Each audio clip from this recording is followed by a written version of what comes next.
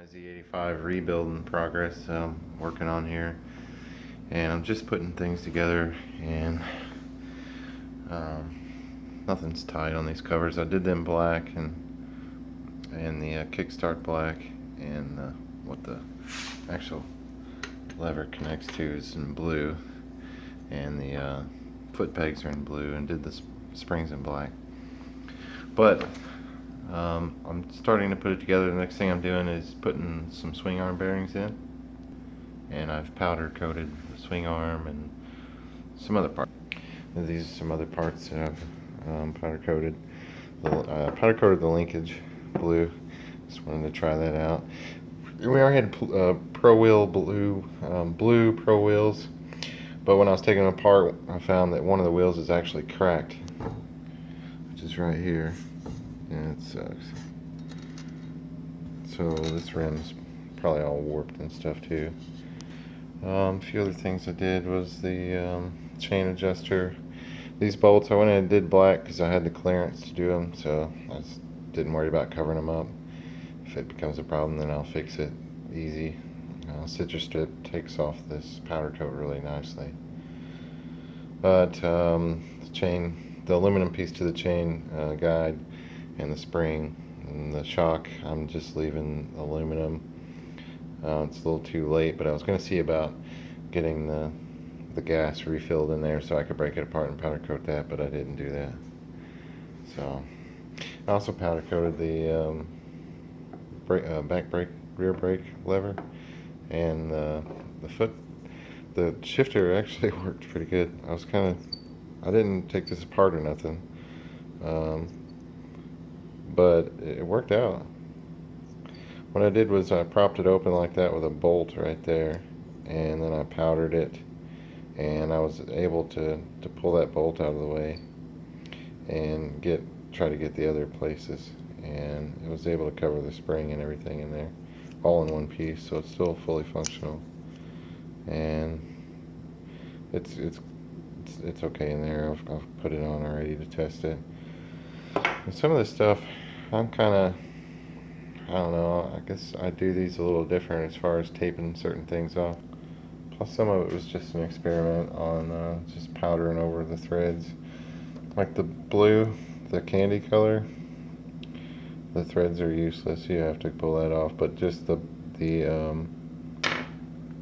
black is not so bad. It's not as thick because they don't have as many coats on it. With the candy colors, you got the chrome, and then this is like 3 coats to get this dark. And the first coat was like a light coat, and another light second coat, and then a little heavier third coat.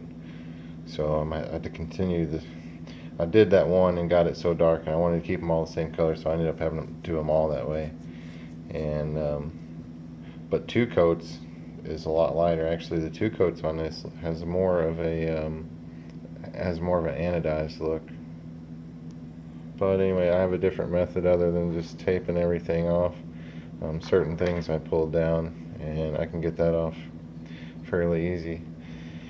But I don't like how the tape does sometimes, so I've just come up with something else to overcome having to use tape on everything, and it seems to work out so far.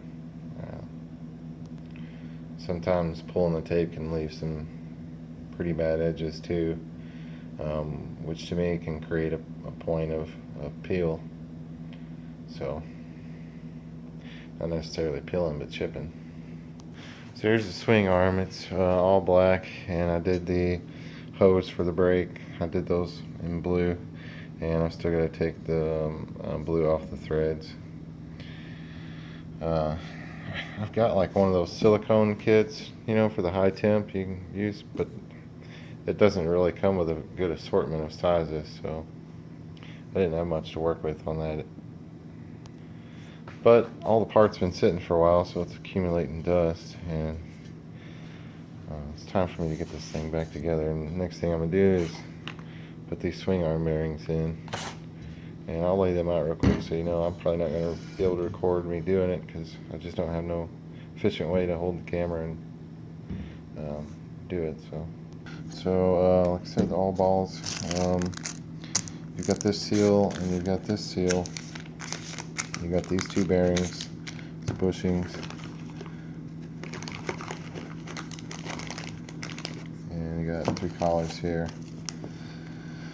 This one goes on the bolt entry side, which on the frame would be over here.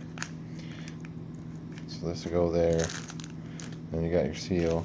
This bushing will go in with these from this side, and then your bearings from this side. And you got another 2 more seals there.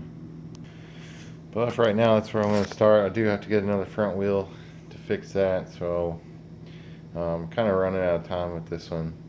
So I'm just trying to get as much done as I can for right now. And I'm excited to get it together. This thing is going to be sweet with the blue. And like I said, these wheels are already blue, and I'm still going to reuse the back wheel. I found a used one online. This is the front, the one that's cracked. But the color is not the same. It's lighter. So I'm going to go ahead and do the wheels anyway. And I'm going to use this one as an experiment because they're red that you can powder coat right over anodized. So I'm going to give that a try and see what happens.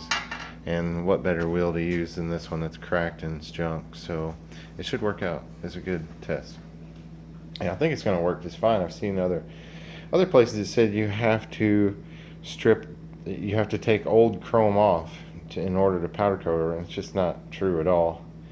It's far from true. That's a lie, really. It's just I proved it with some other stuff that I powder coated that was already chrome, and it wasn't powder coated chrome. It was, you know, just regular chrome or maybe chromium. I don't really know. But I mean, if you can heat plastic up and get it to stick to plastic, like I did this cover here, which I had a foul up, and I'll show that later. But it did work. And that's the plastic, like I said, it's the plastic cover for the flywheel side. And I was able to powder coat that.